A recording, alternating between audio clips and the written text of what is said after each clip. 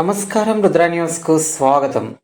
రంగవల్లికల రంగవల్లుల వాకిళ్ళ లోగిళ్ళు, గొబ్బెమ్మల ముగ్గులు, కొత్త అల్లుళ్ళ రాకలు, పిండి వంటలు, బంతిపూల తోరణాల ద్వారాలు, ఎటు చూసిన ఎక్కడ చూసిన సందడి వాతావరణమే సంక్రాంతి సందడి వాతావరణం.